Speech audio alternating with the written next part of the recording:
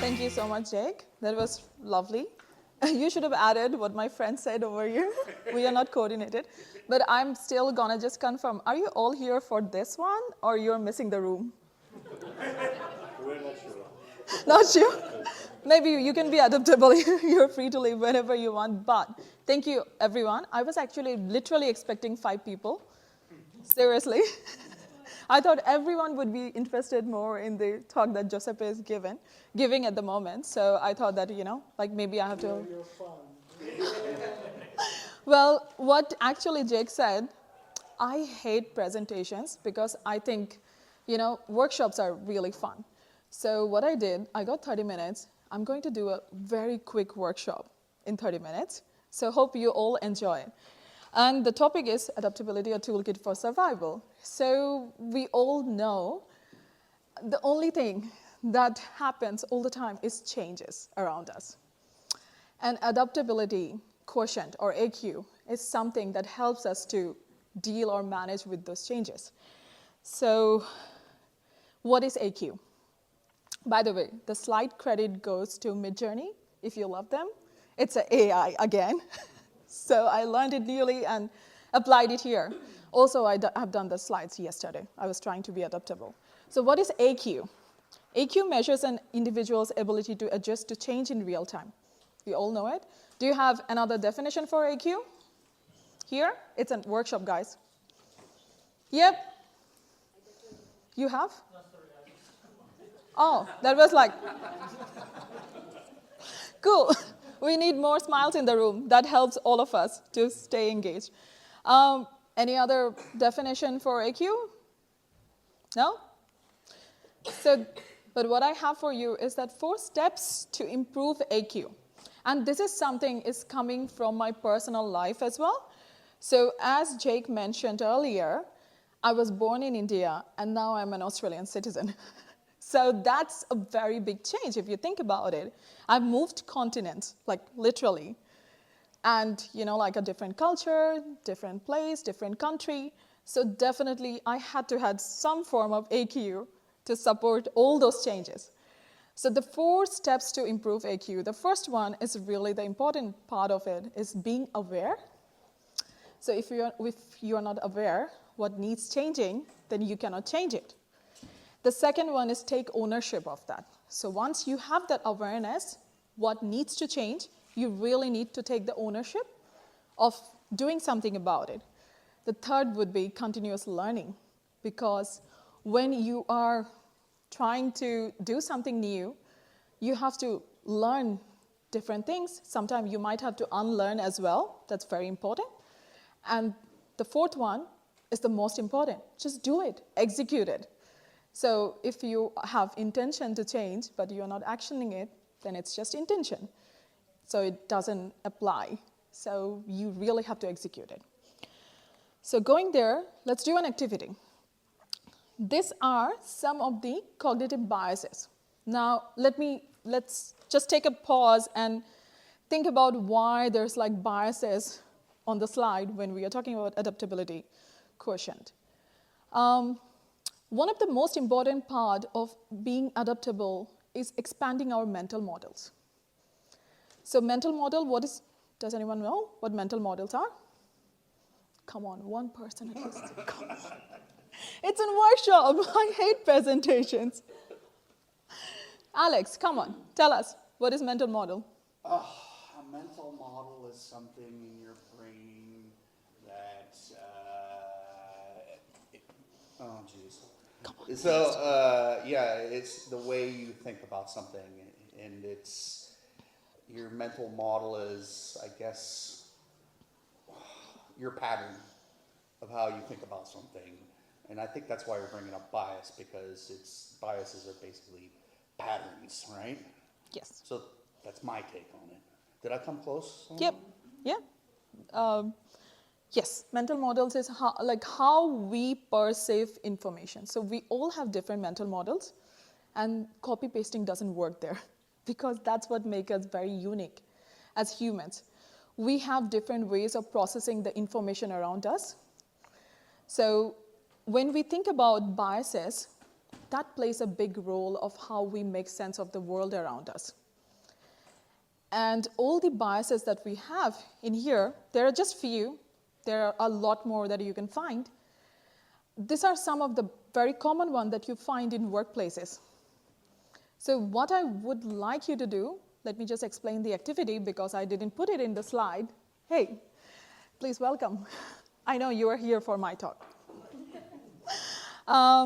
Is that, so once you read those biases, I would love you to find a partner, maybe the person sitting next to you. Talk about what are the most common biases you see around you at your workplace, but also do an introspection that what are the biases that you see in yourself, because that's the most important part. So can we take like a few minutes to do that?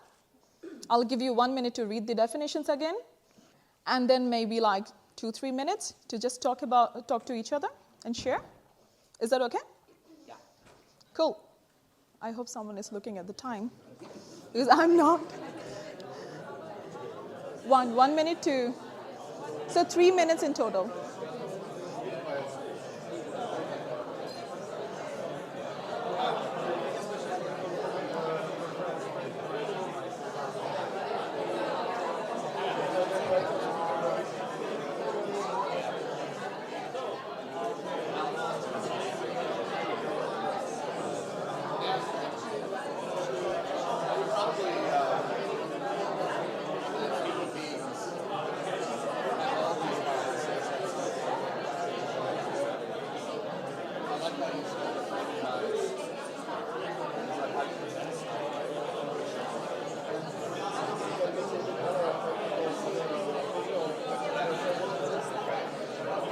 Oh, there? Okay.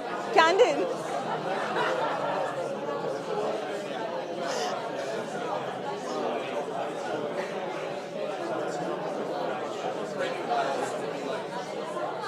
Oh, done?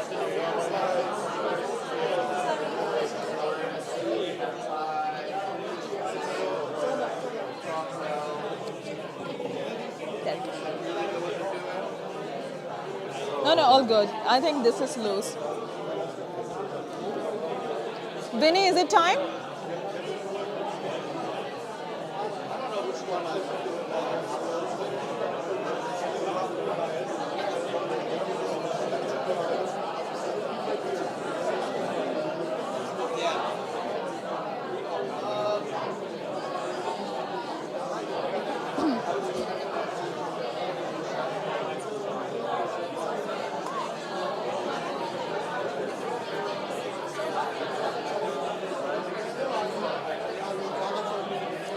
From my talk, the biggest thing from all the research, the biggest word cloud is ego. Heads up on ego, and that's your overconfident bias. That's the link.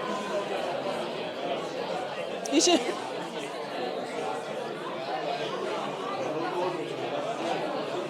You should put that on.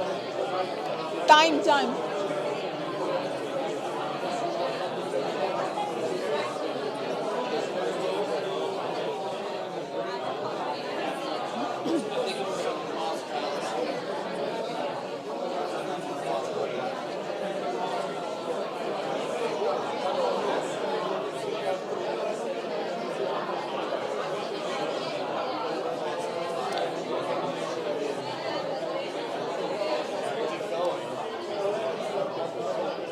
Hey guys.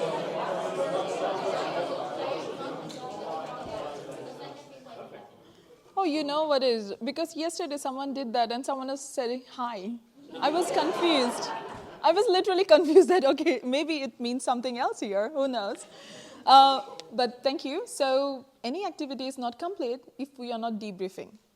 So would anyone like to share what they found out from this activity? Like what is the most common bias that they see around them? Or maybe if someone is brave enough, they can share what they are seeing in themselves. Yeah, thank you. Take this, please. Thank you. All right, so we are in Czech Republic, and we actually, with Romana said that there are a lot of negativity bias here.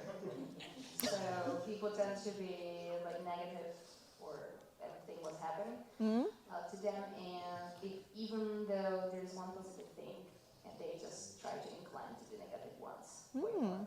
Wow. So no celebration of good things, and there are more like, oh, everything is wrong. So this is kind of like feeling from the Czech society. But personally, I think I do have the halo effect, because like every time you get to new place and you see new person and you think that the person will support you because they give you good feedback, so then you are just connected a little bit more. So I think it's fun. Thank you so much for sharing that. Anyone else? Yes. I literally thought you raised your hand for her. Oh, no. Kidding. We talked about the negativity bias as well. Yeah. And working in French and German setting, and how I thought German was more positive than French, and the one that we were talking about that was probably missing was the imposter syndrome. Yeah. And anything that you saw that you are also in It you? was like the opposite of overconfidence. That also has a name. My laptop again shut down, but it's okay. We are sharing things. Anyone else? We had a different one. Sure. Yep. So we talked about the sunk cost effect. It happens a lot. At my company, we developed our application for 35 years now. So to do anything is quite expensive, and if we invested a certain amount of time, people really want to push it out, even if it's shit. You should have a case study out. Yeah. Yeah. And our personal one was also the halo effect. And for me personally, whenever I meet someone, even a love interest or anyone, it's so easy to pair like positive things together and say, okay, if you do this, then you definitely do that. And finding out is sometimes hard. Wow. Thank you so much for sharing. Anyone else from the back? Just checking if you're paying attention. That's a test. Anyone? No? Okay. So what do you think we actually got from this activity?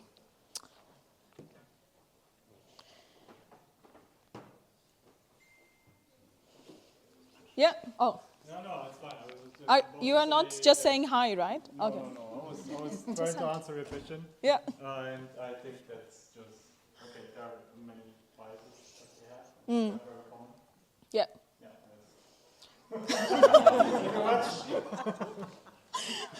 But there's a funny bit about biases actually. If you're aware of it, you can make it work for you. For example, so I have missed one bias here, the affinity bias. So affinity bias is that when you are attracted to like-minded people and you prefer them over people who have different opinions, that one, and also the framing bias. So I do use the framing bias a lot. So usually framing biases are being used when you want to highlight something. So for example, if you're going for a surgery, let's say, you want the patient not to go through it, you should frame it in a negative way. Like, for example, if there is option of surgery and no surgery, like my doctor does that to me all the time in Australia. So I'll tell you a story. For the last 2 years, I really had very low energy because I was very low on iron. She kept giving me supplement. I went to her, doctor, it's not working. And she kept telling me the iron, the transfusion, it has a lot of side effects. No, Soma, you shouldn't do it. You'll get patches. The moment she said that, you might get the side effects, I was like, okay, maybe I should try the medicine again and again. So finally, after 2 years, she decided that, okay, it's time for me to get the transfusion done. And now I feel like a normal human being again. But how she was framing all this while was she was focusing on the negative. And this is something we also do in workplaces, where if really want people to focus on the risk, always focus on the negative first, so that they see that. So for example, if let's say anything that has a success rate of 90% and 10% failure rate, if you want them to focus on the risk, you would always frame it in a way that is focusing more on the 10% failure rate, even though nothing is changing. Like the 90 and 10 remains the same, but how you say it, that does have a lot of impact on people. So if you know the biases, if you're aware of them, you can actually play around with them. You can make it work for you. The affinity bias is something when, let's say, you are in a phase where if someone is depressed, let's say, you should be always looking to get more of the affinity bias, because if meeting like-minded people makes you happy, why not? So what I'm trying to say, you need to be aware and then decide what can you do about it. But on the other hand, affinity biases in teams are really dangerous because that can lead to wrong decision making. So be aware and then make the choices. So that's the whole key, because that will help you to expand your mental model and then form those patterns and be more adaptable in different situations. Now that we have learned about it, let's do another activity. So everyone might have done, either identified something they see around them or they see in themselves. So you should have at least an action plan, because as the 4 steps of AQ says, you really need to figure out what you are going to do about it. It's not just being aware, right?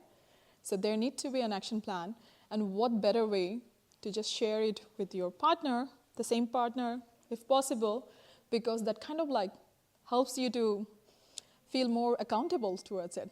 So are you guys ready to do another activity? 3 minutes, what you are going to do about it? Yeah. And this time, if there are biases, you should have an action plan, what to do about it. Cool? Okay, ready for 3 minutes? Awesome. Yep.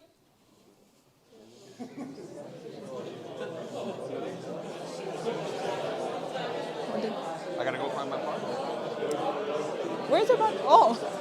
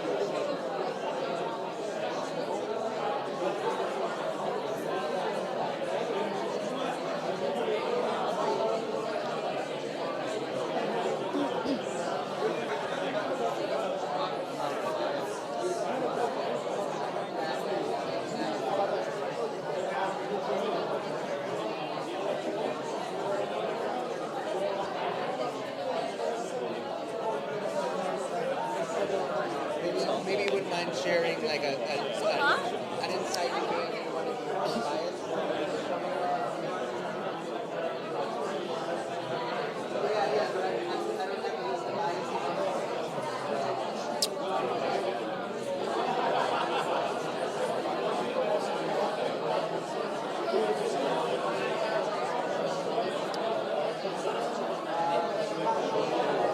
Hey guys.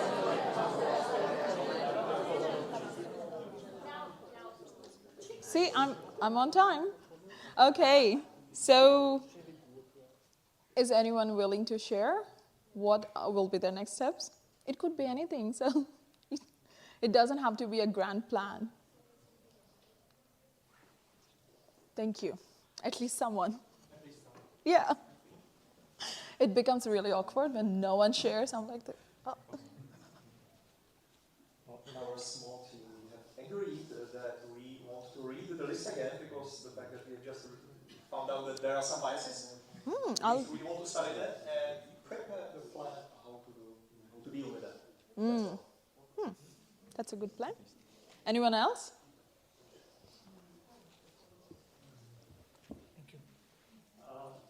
So we were also discussing that a technique which was mentioned in previous talks, the diverge converge communication technique or brainstorming technique. Maybe a good one to avoid many of those biases. That's a good one. Yep. Thank you. Anyone else? No? I'll just put it short, be humble. That's pretty cool. I like it. Actually, yes, I mean, depends on the situation. And also remember, biases are just a very tiny bit of the whole mental model. There are many other factors that actually contributes to that. We all have different backgrounds, different cultures, and they also play a very big part of how your mental models are. But it is what I just tried to show through this activity is that being aware is the key. So, like looking at the mirror. So the more you are being aware, the more you will know how can you expand your mental model and be more adaptable. Because everything around you is continuously changing. So you really need to always be on your toes to find out that, okay, what's working, what's not working, and the contexts are very different. So no copy-paste will work there, ever. And about some of the biases that I try, for example, like anything that will impact the decision-making. So sometimes the overconfidence bias is one of the, I think if whoever has attended Vinny's talk, overconfidence sometimes leads to ego. People start believing that they know a lot. So be humble is the root. And so my mentor is actually Alex Slowly over there. He keeps telling me this because I always say that I don't know anything. And sometimes that is very wrong as well. Like, when you shouldn't be telling that to yourself because that kind of like brings your confidence down. But what I try to do here, because I come from India, so in India we have a saying, the more you know, the more you are grounded. So then you start knowing that how little you know. So it always comes from there that I still don't know anything. And this is the reason I love workshop, because I can learn and steal ideas from all of you without, telling you. So thank you so much. This is what I had for today. I hope this helps with your journey. So everyone will have their own journey. And also remember, adaptability is an individual journey. No one can just force you to be adaptable. It cannot come from external forces. Yes, situations will always be external, but the journey is always internal. So please, that's what has helped me. You might find your own, ways, but the 4 steps are kind of the key. So being aware is the most important thing. So that's what I have for today. So I hope you enjoyed it. Thank you.